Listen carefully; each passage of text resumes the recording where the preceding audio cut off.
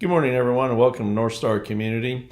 So excited to be here today, and always great to be able to talk about recovery. And our ultimate goal is to have a rich, full, meaningful life. And it can be done. I know some of us in that listen to this, again, we make the assumption we're all in recovery of some sort. So we know that there's lots of tough times in recovery, and there's times when you want to give up, and things are going so wrong for you, and all those things, and it just makes you want to. It's hard to believe that you can actually have a rich, full, meaningful life, but you can.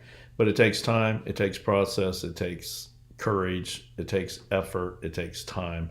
But for people who have been in recovery for some time, will tell you, oh, it's worth every step of it is worth doing. But it's hard, and so today we're going to talk about gratitude, since we're still in the Thanksgiving time period, and I hope all of you had a great Thanksgiving. I hope that we can continue to find ways to remind ourselves that gratitude may be, if not the number one tool for recovery, it certainly is in the top three. And being in recovery you should have gratitude that you're even listening to this, because it's so important for us to just keep reminding ourselves of what's important and what's not. So the theme today is that we have to take our trauma and our abandonment and all the bad things that's happened to us and turn them into a gift. We don't have a choice in the matter, because we can either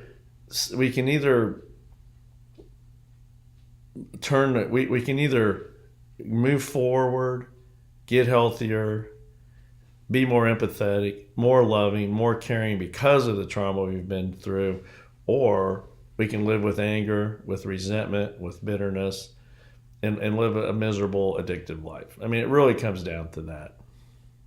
I wish there was some other way, but the fact is, I'm sorry for any and all of you, and all of us, for the trauma and abandonment that we've experienced in our lives. But in some ways, I'm not sorry. And I hope you understand this. I don't wish trauma and abandonment on anybody. Make sure you hear that. But for people who've recovered, we're all wise enough to know that that's part of what's made us who we are today, in the good ways. And so being able to see trauma and abandonment as a thing in the past, and it's our job to move forward. As I always remind people, we can't turn the clock back. There's nothing we can do that can make this in any way. We can't go back and fix anything that's happened to us in the past. But what we can do is we can get with other people in recovery. We can look to God. We can build up ourselves. We can get to know us better and to love us more. Quit isolating. Quit living with addictions. Quit being compulsive, quit being impulsive, quit destroying ourselves with other people and getting ourselves in bad relationships, using substances, all that stuff. It's not how to go. Certainly in the short term it feels that way, but it's not. We have to figure out ways how to move forward and have a life that's full and not full of addiction and behaviors. So I'm going to read Matthew 5 to you. Again, I always use the Message version. So when Jesus, this is the Beatitudes for you guys that know your Bible, Jesus has gone away. Lots of people pulling at him, so he goes up, climbs up a mountain to talk to people. When Jesus saw his ministry drawing huge crowds, he climbed a hillside. Those who were apprenticed to him, the committed, climbed with him. Arriving at a quiet place, he sat down and taught his climbing companions. This is what he said. And I'm just going to read the first three bullets. You're blessed when you're at the end of your rope. With less of you, there's more of God and his rule. You're blessed when you feel you've lost what is most dear to you. Only then can you be embraced by the one most dear to you. You're blessed when you're content with just who you are, no more, no less. That's the moment you find yourselves proud owners of everything that can't be bought. So Jesus is clearly telling us that the pain, the suffering, the struggling are all necessary for us to be where we need to be spiritually. Again, I'm not asking and hoping. I hope we never ever face trauma or abandonment again. But the fact is, life's pretty tough sometimes, and life throws a lots of stuff at us that are very painful and destructive. So we talk about gratitude all the time. What is gratitude? So here's a couple of definitions. A feeling of appreciation or thanks. The quality of being thankful, readiness to show appreciation for, and to return kindness. Finding thankfulness in difficult times, recovery. Gratitude is action oriented. So it's not a passive emotion of I feel glad, I sad, or those. It truly is a reaction. A couple of quotes for you here. I always like to read some of these. We can only be said to be alive in these moments when our hearts are conscious of our treasures. So again, it's Thanksgiving weekend, trying to promote the idea that we have to find things to be grateful for. It's how we get better. John F. Kennedy said, as we express our gratitude, we must never forget that the highest appreciation is not to utter words, but to live by them. So when we talk about being grateful, it also means maybe we'll do random acts of kindness for people. Maybe we will write down stuff in a journal to help us understand our gratitudes. We'll spend a little more time in prayer. We'll spend a little more time exercising. These are all things about gratitudes. Be thankful for what you have. You'll end up having more. If you concentrate on what you don't have, you will never have enough. So these are all just some good quotes. So why would we want to practice gratitude? Why in the world do we keep talking about this? Why do I say it's, if not the most important tool for recovery, it's in the top 3? Why do we say these things? Well, we say these things because gratitude helps us to see life so much better. It helps us to celebrate the present. And is that so important for us in recovery? We have to figure out ways to let go of our past. We have to find ways to let go of our morbid thinking about the future. We have to live in the present. And gratitude can help us with that. Gratitude, it helps us become more participative in life. Gratitude can block toxic emotions, like I think depression, anxiety, morbid thinking, loneliness, all these things we can attack a little bit at a time with gratitude thinking. It's good for our physical well-being. We know that many people, stress is so destructive for most of us, and this is a way to help us reduce some of that. It will strengthen our self-worth, and with that, it helps us strengthen healthy people connections. And so there's just so many things of this. I mean, think about, so what's the opposite of gratitude? Resentment, ingratitude, projection, denial, envy, addictive behaviors. I mean, all these things. I don't know about you, but which one would you rather have? One where you feel joy and you feel grateful and you feel thankful and you feel hopeful and you feel connection, or resentment, bitterness, anger, all those things. So they did a study on people who live with intentional gratitude. And here's some things they found.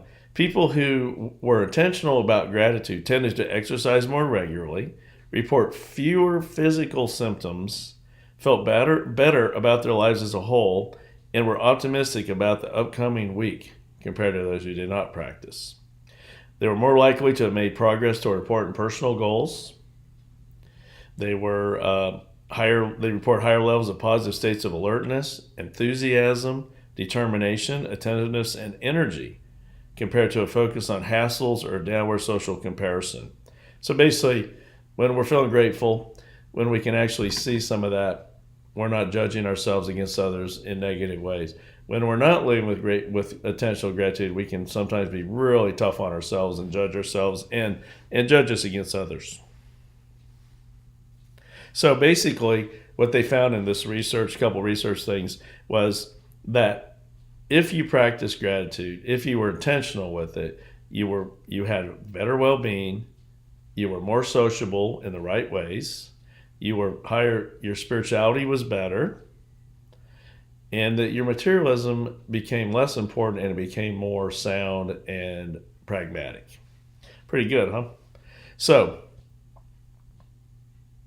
it's our choice again. What do we do? Do we take the past trauma, the past abandonments, and live with anger and resentment?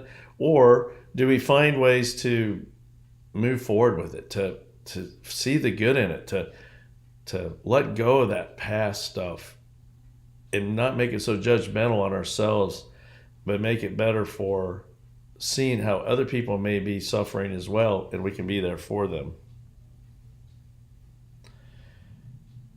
So there's even some physiology here. If we live and practice gratitude, we reduce our toxic beliefs. Like, how many of us just feel like that people are going to harm us, people are going to hurt us, we can't trust anyone? Think about how you say that. When we think in absolute terms, when we say everyone, everybody, nothing, always, all those things, when we have that going, we have a lot of toxic beliefs. It's exhausting. Our cortisol levels get too high. We live agitated. We live with anger. We live with morbid expectations of the future. We do not look for the future to be better. Hear all these things. With gratitude, we can get rid of some of that. We can actually sense there's hope in our lives. We can connect with people in the right ways. We don't isolate. We don't just stay away from people and be angry the whole time. Well, guess what? In our brain, it helps us there too. Our brain starts firing different. Instead of shrinking and becoming less vibrant, our brains expand and they see things in a much different way. And when we have those chemicals in our bodies under control, it's just so much easier. And cortisol is one of those things that we're not designed to walk around with cortisol levels that are high. Those should be low. But if we're under trauma and anxiety and stress, and we see morbid expectations come in all sorts of places, all those chemistry is going to be out of whack, and it's going to make us much more quick to be offended, much more quick to see negatives, where intentional gratitude will help us fire and we get our chemistry back where we want it to be. With intentional gratitude, oxytocin, serotonin, and dopamine begin flowing. Our focus becomes stronger. Our directive life becomes better. We feel more peaceful and we feel more happiness. So there's definitely science here to show that living with gratitude actually does work, and it does help us to move on. So when we have troubles, when we have stuff hit us, we're not saying to be falsely grateful. We're just saying that eventually you can, as being in the present, it may help you make better decisions because of your gratitude levels are higher. And those are what we want. I say this, without gratitude, you'll never be able to recover. You will never be able to get past your addictive behaviors. You'll never be able to quit using. You'll never, all those things. And resentment is the anti-gratitude in our lives. Resentment is this drug of choice. We love it. It keeps us miserable. It keeps us disconnected. It keeps us disliking ourselves and all that. And it doesn't work. So here's again, we got to remember, gratitude requires practice. It requires focus. It requires a modality. You have to do things to get grateful, to make it even more grateful. You have to see intentional gratitude as a daily event. And I'm going to be honest, we all have them. I've had days where I could not care least about gratitude. There's nothing I could think of even to want to say that I was grateful for. But eventually I could.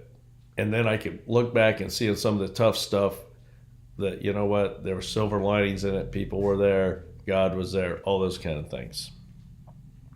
But gratitude is something that we have to do. Let's think about I'm going to read this to you. Sorry to keep looking down here, but the AA promises, I think, are so good. Pages 83 and 84 in the big book. If we are painstaking about this phase of our development, we will be amazed before we are halfway through.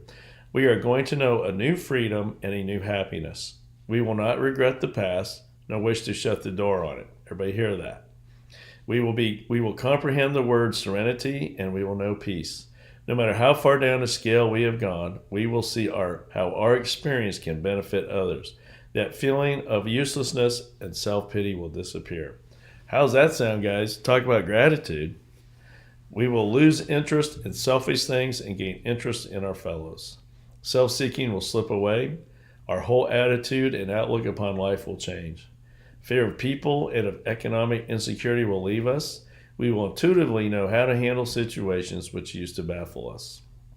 We will suddenly realize that God is doing for us what we could not do for ourselves.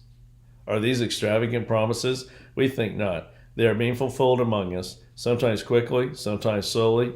They will always materialize if we work for them. I don't know about you, but the promises from the AA promises are pretty good. And talk about kind of a list of what would look like for you if you were living with gratitude, I think you could create the list from this. So, how do we get grateful? How do we do this? I think number one tool is to do a gratitude journal every day. Write down a minimum of 3 things you're grateful for. More is even better. One of the things that I like to do once in a while is in Northstar is ask us to write 100 things we're grateful for, because it really forces us to think about all the great things we have in our lives. And yes, we have days where there's not great things in our lives, but on the whole there are. And so, gratitude journal, getting yourself in support groups, connect with the good people, with healthier people. Get the people out of your life who just tear you down, who are themselves so angry and bitter that they just cannot see life anyway but that. Not that you're better than them, it's just that you are moving forward. Live in the present, exercise, get yourself together, find some short-term goals to do that are positive and some excites you a little bit. And whether you like it or not, we got to stop doing some of the things we're doing. But we have a better chance if we will do the gratitudes. So as you can tell, I'm a big fan of gratitude. I think it is really critical to all of our recovery for us to make it and to live that rich, full, meaningful life. So I'm going to finish with Philippians 4, which again I love. But this is Paul writing: "Celebrate God all day, every day. Revel in Him. Make it as clear as you can to all whom you meet that you're on their side, working with them and not against them. Don't fret or worry. Instead of worrying, pray. Let petitions and praises shape your worries into prayers, letting God know your concerns. Before you know it, a sense of God's wholeness, everything coming together for good, will come and settle you down. It's wonderful what happens when Christ displaces worry at the center of your life." Gratitude, gratitude, gratitude. I can't say it enough. Make yourself do it, even when you don't want to. Every day, try to write down something. So I thank you for joining me today. Gratitude is so important, as you can tell. And so for us to help you recover, we meet here at Walnut Grove Baptist Church at 7046 Cold Harbor Road, Mechanicsville, Virginia. We have meetings on Wednesday nights at 6:30, Friday nights at 6:30, and Sunday mornings at 9 o'clock. And of course, I do this online talk on Sundays. It usually comes out at 11:15 on Sundays. But you can also watch. So you can watch at the same time. Obviously, you know that. But you can also attend in person, and that's 11:15 Sanctuary. So just love to have you.